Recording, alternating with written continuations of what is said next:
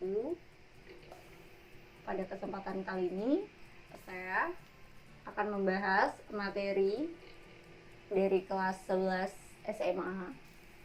Bab pertama yaitu tentang sel. Kompetensi dasar yang akan dijelaskan pada bab sel ini. Jadi 3.1 dia menjelaskan tentang komponen kimiawi penyusun sel, struktur, fungsi, dan proses yang berlangsung dalam sel sebagai unit terkecil kehidupan.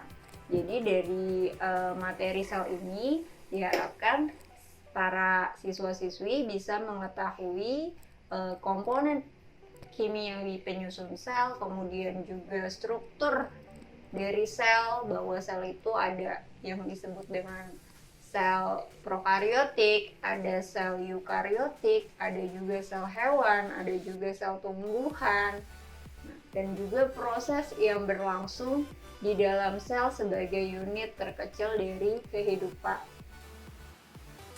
Ya, peta konsep. Jadi pada materi sel ini yang akan dibahas, yang pertama itu tentang sejarah penemuan sel.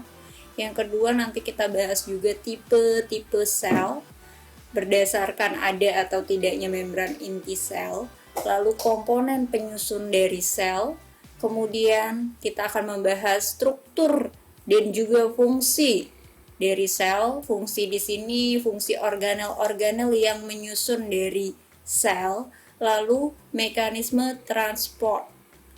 Itu nanti ada transport aktif, ada juga transport pasif. Oke, sejarah penemuan sel yang akan kita bahas pertama.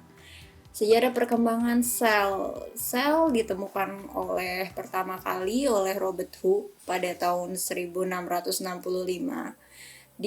Robert Hooke ini mengamati sel gabus dari dinding sel tumbuhan yang sudah mati dengan menggunakan mikroskop sederhana. Jadi si Robert Hooke ini ketika mengamati sayatan gabus itu, dia melihat adanya ruangan kecil kosong yang kemudian dinamakan dengan sel atau selula. Kemudian dari Robert Hooke, penemuan sel itu berlanjut dan berkembang terus-menerus ketika ada penemuan yang mengamati tentang sel hidup dari alga Spirogyra, yaitu Anthony van Leeuwenhoek. Dia menemukan mengamati di bawah mikroskop bahwa dia menemukan sel yang hidup dari alga Spirogyra. Kemudian saat itu para ilmuwan sering berlomba-lomba untuk mengamati tentang sel, pengamatan sel dan juga percobaan tentang sel. Nah, maka muncullah teori perkembangan sel. Ada teori perkembangan sel yang pertama dari Sladen dan juga Swan. Jadi Sladen ini menyatakan bahwa makhluk hidup itu tersusun dari sel. Sladen ini ketika dia mengamati itu adalah sel tumbuhan yang diamati. Lalu Swan mengamatinya sel hewan. Swan mengatakan bahwa makhluk hidup itu tersusun dari sel. Maka dapat disimpulkan bahwa sel itu merupakan unit struktural atau penyusun dari suatu organisme.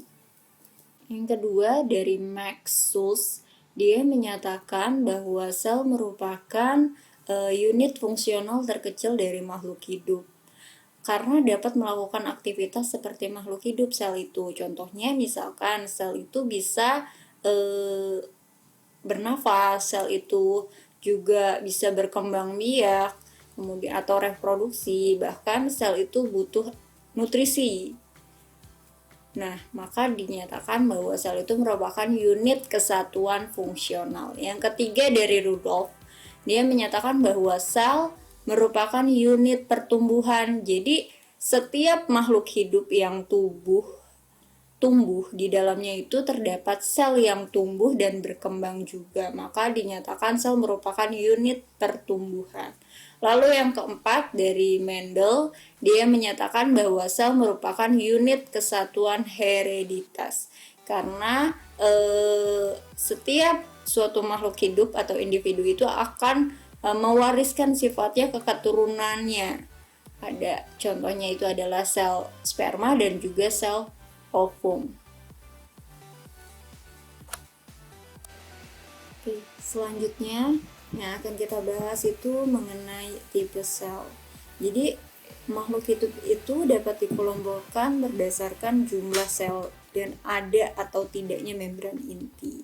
Nah, jika berdasarkan jumlah selnya, makhluk hidup itu dibedakan menjadi dua, yaitu uniseluler dan juga multiseluler. Di mana uniseluler ini merupakan makhluk hidup yang disusun atas satu sel, contohnya bakteri.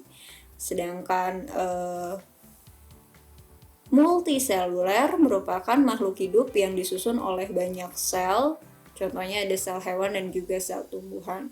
Lalu tipe sel yang akan dibahas di sini itu adalah yang memiliki membran inti atau tidak. Contohnya ada sel prokariotik dan juga sel eukariotik. Tipenya dibagi menjadi dua, yaitu sel prokariotik dan juga sel eukariotik. Kita bahas pertama kali yaitu adalah sel prokariotik terlebih dahulu. Prokariotik merupakan sel yang belum memiliki nukleus atau tidak memiliki membran inti yang memisahkan materi genetik di inti sel dengan bagian sel lainnya. Materi genetik di sini berupa DNA. Jadi kalau misalkan pada sel prokariotik ini, materi DNA-nya ini dia tersusun atau terkonsentrasi pada suatu tempat saja yang kita sebut dengan nukleoid. Nih, dapat dilihat di gambar. Jadi salah satu contoh dari sel prokariotik ini yaitu sel bakteri. Dia juga merupakan sel uniseluler karena hanya memiliki satu sel. Dan nukleotnya kita bisa lihat di sini. Nukleot ini adalah kumpulan dari materi genetik, bisa berupa DNA ataupun RNA.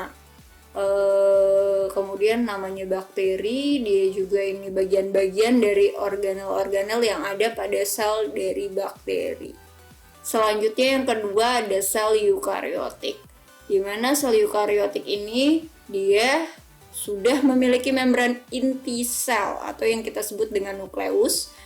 Biasanya ukurannya lebih besar daripada sel prokariotik. Di dalam membran inti ini terdapat cairan yang disebut dengan sitoplasma. Contoh dari sel eukariotik ini adalah sel hewan dan juga sel tumbuhan. Ini adalah gambar dari contoh sel eukariotik. Sel eukariotik ini juga merupakan salah satu contoh dari sel multiseluler karena memiliki banyak sel di dalam satu tubuh. Ada sel hewan, ini di gambar yang A, kemudian ada sel tumbuhan di gambar yang B. Ini beserta dengan organel-organel yang ada di dalamnya. Untuk organel dan juga struktur dari sel hewan dan sel tumbuhan akan dibahas pada struktur dan fungsi sel di pertemuan selanjutnya. Oke, sebelum masuk ke struktur dan fungsi dari organel-organel dari sel, kita akan bahas dulu tentang komponen penyusun dari sel tersebut, komponen kimiawi penyusun sel. Oke, komponen kimiawi penyusun sel. Jadi di dalam sel itu ada yang disebut dengan protoplasma. Protoplasma ini terdiri dari zat organik dan juga zat anorganik, di mana zat organik ini dapat dihasilkan oleh sel tersebut di dalamnya. Kalau untuk zat anorganik dihasilkan dari luar sel. Nah, kita bahas satu persatu ya. Zat organik terdiri dari karbohidrat, lipid, protein, dan asam nukleat. Karbohidrat ini sebagai bahan bakar penyusun struktur sel dan juga sumber energi. Lipid atau lemak sebagai komponen penyusun membran sel, lapisan pelindung, cadangan bahan bakar atau sumber energi, dan juga komponen vitamin dan hormon. Selanjutnya ada protein. Protein di sini berfungsi sebagai dukungan struktural, penyimpanan, pergerakan, pertahanan untuk melawan substansi asing. Dan yang terakhir ada asam nukleat atau terdiri dari DNA ataupun RNA, di mana di sini berfungsi sebagai tempat penyimpanan sifat individu yang diwariskan, kemudian penyimpanan energi, dan juga koenzim. Selanjutnya ada zat anorganik terdiri dari air dan juga garam mineral. Air di sini berfungsi sebagai pelarut dan katalisator beberapa reaksi biologis. Kemudian garam mineral di sini berfungsi sebagai pemeliharaan fungsi dan juga kerja metabolisme, pengatur enzim, menjaga keseimbangan asam dan juga basa. Oke, sekian video pembelajaran hari ini. Untuk video selanjutnya akan membahas tentang struktur dan fungsi sel. Itu akan dibahas di video selanjutnya. Terima kasih sudah menonton video ini.